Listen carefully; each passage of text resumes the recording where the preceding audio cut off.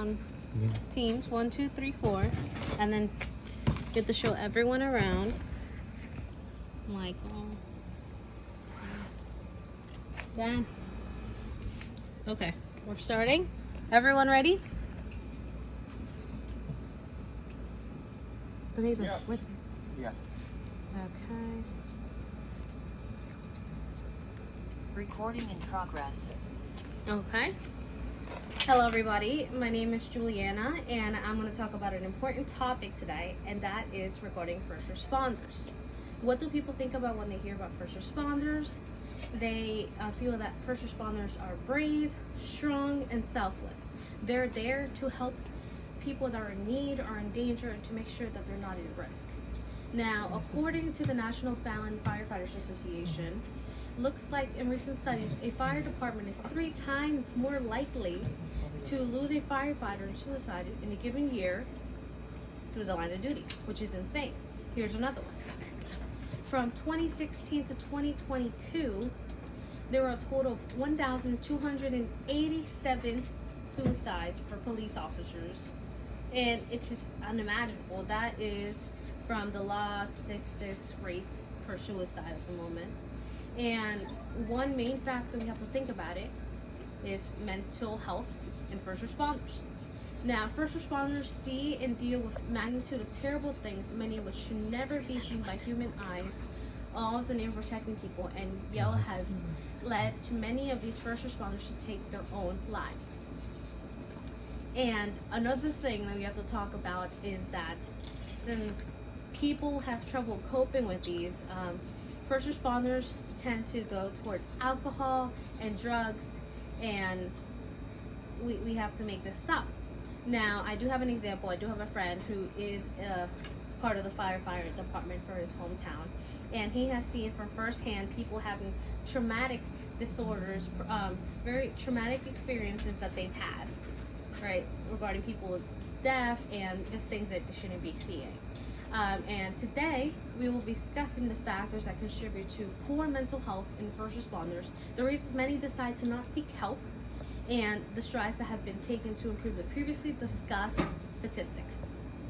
Now let's talk about mental health. Mental health in first responders can be caused by many factors. 1, trauma endured during the line of duty. 1 in 3 first responders will develop some form of post-traumatic stress disorder, or PTSD for short. And it's just insane to think about. 2, stress related to work hours. Many first responders are required to be on the job duty for 24 hours and over throughout the day, and can suffer sleep related issues, and it's just a huge problem with that. Now, less than half of first responders go for help when dealing with trauma, usually for 4 reasons. 1, the stigma towards mental health for the first responders, that those responsible for the safety and well-being of others, they have to constantly be strong and tough in the face of what can be traumatic events. There is a lack of knowledge of negative effects of consistent stress that can place on the body. While there have been an effort to make first responders more knowledgeable on the impact stress and poor mental health can have on the body, there's still a long way to go and multiple things we can do. And there is a fear for the first responders because some people are worried about seeking mental health because it could cause their job consequences. Some people may not be able to get a promotion. Some people may look at them a certain way, which wouldn't like and would cost them other job opportunities. Many are unable to seek help due to conflicts with work scheduling, as first responders can potentially have to work difficult schedules and they're not able to do this. Now, many recent strides have been made with understanding better tremending mental health in first responders. Many EMS and police departments have begun to implement debriefings that are specifically meant to get an idea of everyone's mental health after a particularly traumatic event. Departments are now providing counseling service for the responders. Many departments are now required to have their first responders go through a resiliency training once something happens to better cope. Now, in conclusion, I just wanted to let you guys know that if we don't do anything regarding this, this could lead to a tremendous problem for our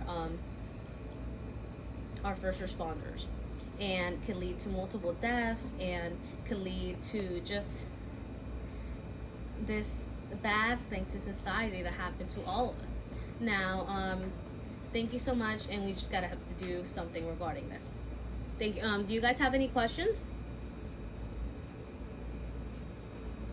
Are you talking about like the United States like suicide rates, or are you talking about like other countries also? United States suicide rates for okay. enforcement, yeah, for first responders. Oh, Any more questions? Why did you choose this topic? Why did I choose this topic? Yeah. Okay, I chose this topic because I thought it was pretty interesting. A few weeks ago, I read about an article on the New York Times, and I just thought it was insane what was happening to us, in the U.S. So it's just crazy. And I have time for one more question. Who has that one more question? I have a question.